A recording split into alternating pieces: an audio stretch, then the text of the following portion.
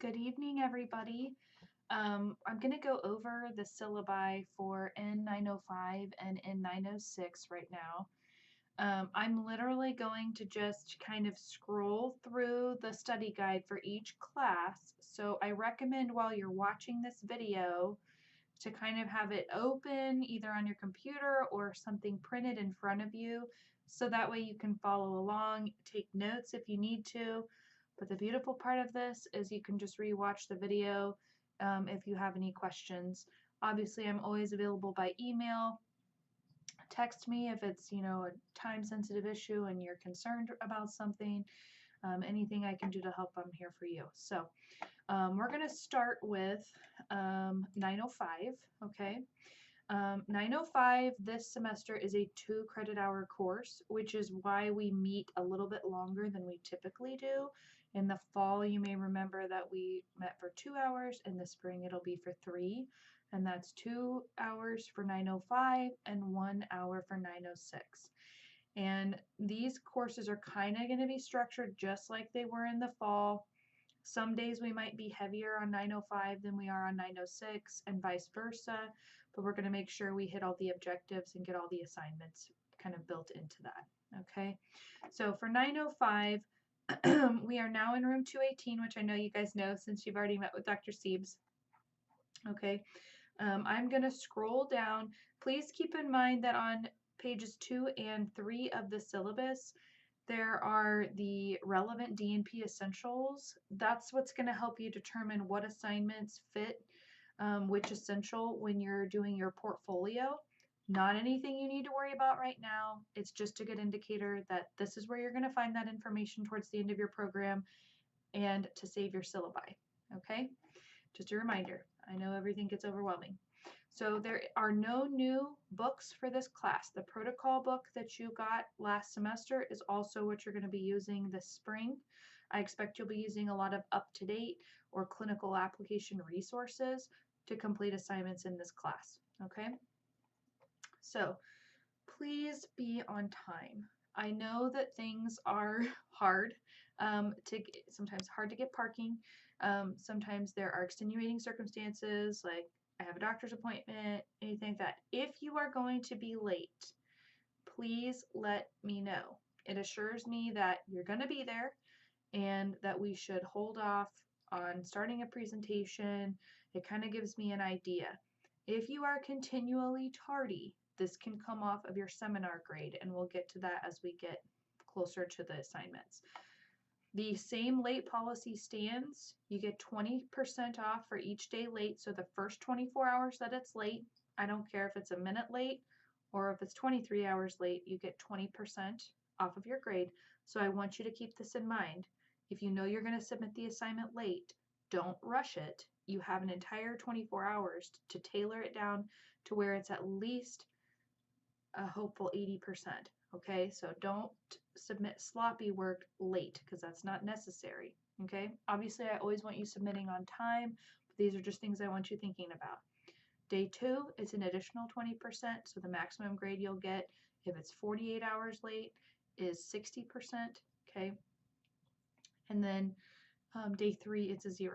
Okay, if there are extenuating circumstances for why you cannot complete an assignment on time, I need to know that beforehand.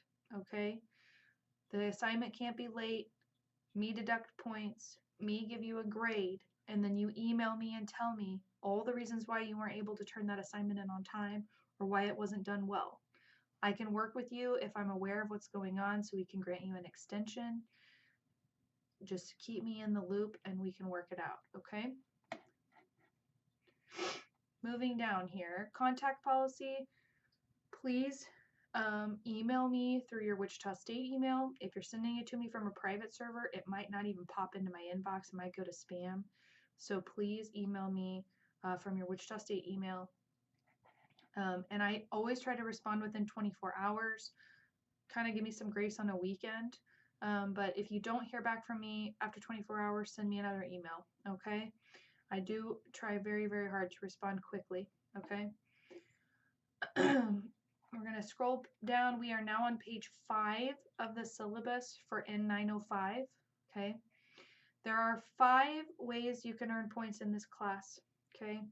The grand round presentation, okay? We're going to do sample grand rounds when we meet next week on the 24th, okay? 4 SOAP notes, okay? Maybe more depending on if you need more points or, you got a poor grade or I wasn't sure you met the objective, okay? Dictation reports, these are done in class. Please don't panic. There's no preparation, okay? You'll do fine, okay? There is an anticoagulation test, okay? If it's not on the study guide, it's not on the test, okay? I'll be posting the study guide here in a couple of weeks, and if you study the study guide, you will do fine on the test, okay? So don't panic about that one either, okay? And then the seminar and grand round participation. So grand rounds, we've kind of done one, sample one in the fall, okay? It's very interactive, okay? I kind of help to guide it. You guys help to present it, but your classmates drive that.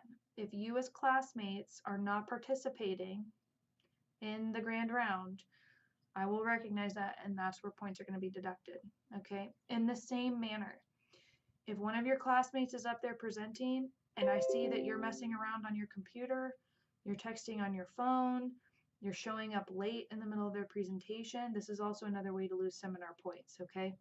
And I know it doesn't seem like, oh, 10%, that's not really that much of my grade. That's the difference between an A and a B, okay? So I just want you guys to keep that in mind, to be respectful of your peers' time and to be involved, okay? That's how we learn. All right, so the grand round presentation, we're going to go over the rubrics in class on the 24th, okay? I'm going to get those updated and posted for you, and then I'll also bring copies so you guys can take notes, okay? But the grand round presentation needs to be approved by me first. Approved by me first, okay?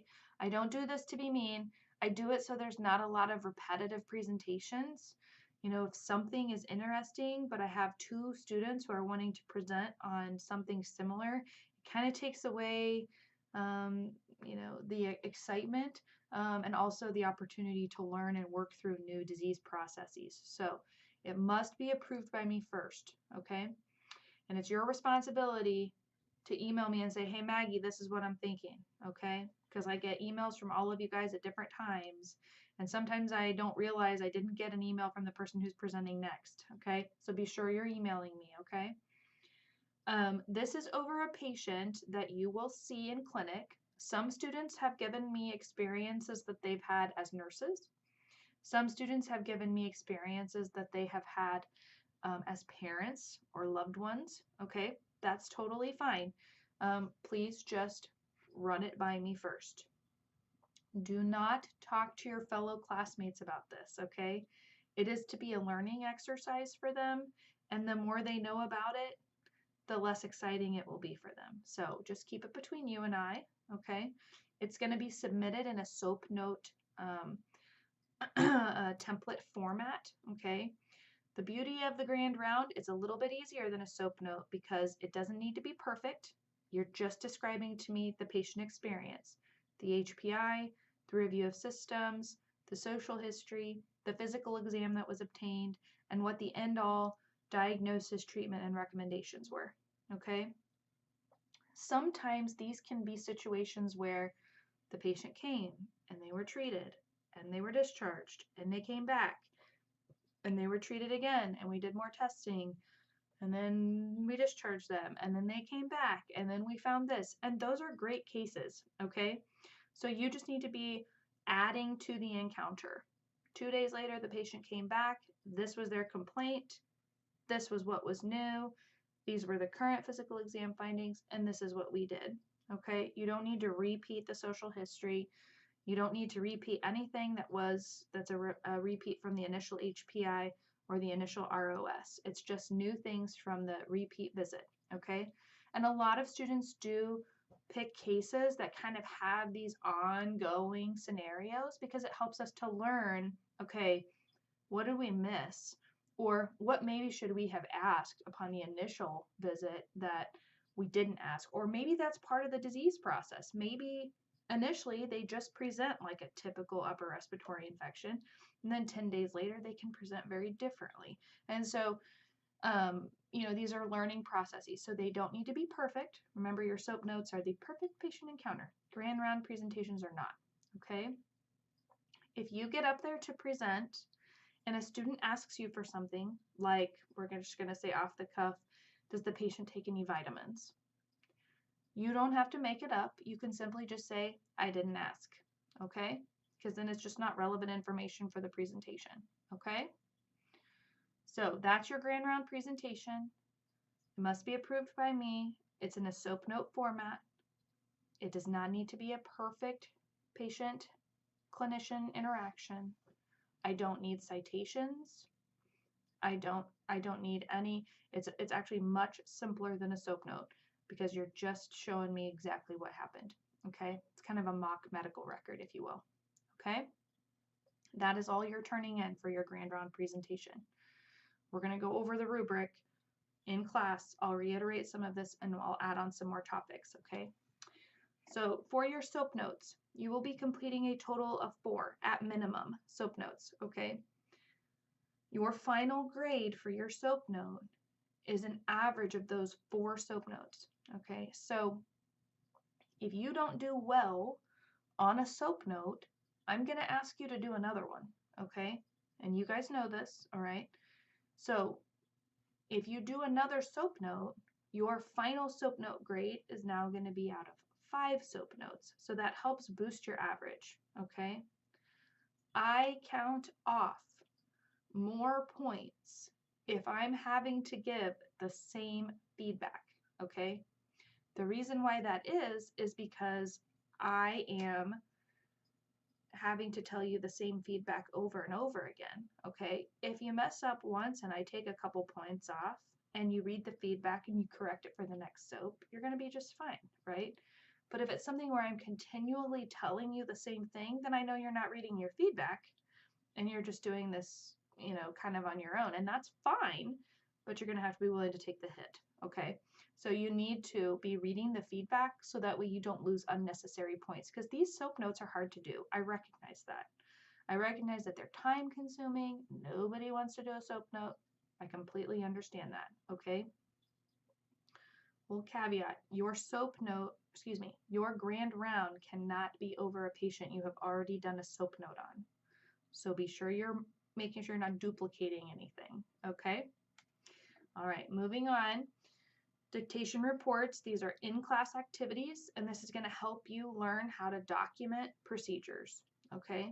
This is very laid back. The grade for dictation reports depends upon how much effort did you put in when you did the dictation on your own, and how many notes did you take when we went over it in class, okay? These can be done on your computer and emailed to me, or they can be done in class on a scratch piece of paper, okay? These are very laid back. You have to be present to receive the grade. If you're late to class or missing class, you receive 0 credit for that. But we do 5 dictation reports, I believe 4 or 5 dictation reports throughout the duration of the semester. So if you miss one, it's not going to make or break your grade. I also drop your lowest dictation score. So if you get a 0 because you missed, no big deal, okay? You can still earn full points. The anticoagulation test will be done in class, okay? I allot plenty of time for that. It's basically going over the current recommendations, screenings, things you need to know when you're prescribing these oral anticoagulants, whether it's a direct oral anticoagulant or if it's something like Coumadin. What are your considerations for heparin, things like that. These are just things that you need to know, okay? If it's not on the study guide, it's not on the test, okay? And then seminar and grand round presentation, we've talked about that grade. Make sure that you're showing up to class on time, participating, and being respectful of your peers, and you'll get full points, okay? I am now down to the tentative course schedule. It's the same on both N905 and N906 syllabi. I just copy and pasted it. You'll see kind of the schedule has 2 columns. One column is 905 and the other column is 906, okay? We do have a couple of guest lecturers. Mike Moore is going to come on February 7th and give an EKG lecture. And then Carol O'Mara is going to come and give a lecture on wound care. Kind of things maybe you were taught in your skills lab that maybe you've forgotten or just haven't had a chance to see much of. So some of it might be review, but it's a good refresher for you, okay? Let's look at 906, pull that syllabus up. I'm not going to go over a lot of the things we've already gone over for 905, in terms of the relevant DNP essentials. They're on pages 2 and 3, okay? When we talk about the class protocol in terms of being on time, late work, it's all the same between 905 and 906. I try to make it very simple so there's not a lot to remember, okay? Going through to the assignments, there are 4 ways to earn points in this class, okay? There's the protocol critique, a group poster project, a simulation scenario, and seminar, okay? On the bottom of page 5 is where it starts talking about the protocol critique. This is a really good assignment because it's going to teach you to question certain things in practice, right? Because we get into a habit of, oh, there's a protocol for that. Oh, there's a nomogram for that. And I want you to be able to take a protocol, break it apart, and tell me if it coincides with what the current literature shows, okay? So this protocol needs to be family practice appropriate. Well, Maggie, where do I find a family practice appropriate protocol? That big, thick book I made you buy is full of them, okay? So I would like it if you could okay the protocol with me first, just because I don't want 2 people doing the same protocol. Also, I also want to make sure that the protocol you're doing is reasonably critiqued, okay? I had a student one time do a protocol critique over a protocol that was over 100 pages long. So do you think he was able to adequately critique that? Nope. So do a protocol that is user-friendly, can be reviewed and presented in the short period of time, okay? You're going to find the protocol, and in front of your peers, you're going to discuss the protocol. What disease does it help to diagnose and treat, okay? What's the pathophysiology of that? How will patients typically present? Where and which would you use this protocol? And then you're going to kind of discuss the protocol, discuss, where it starts, where it finishes, what the overall recommendations are. And then you're going to go over what the literature recommends in terms of the diagnosis and treatment of this specific illness. Does your protocol meet what the literature is recommending? If it does in some areas and doesn't in others, describe that to me. If it completely misses points, explain that to me. And then if you find something in the literature or something that you were just looking to see if it fulfilled that, void that maybe your protocol's missing, explain that to your peers. I really like this protocol because it fulfills X, Y, and Z, whereas my initial protocol that I critiqued did not contain that.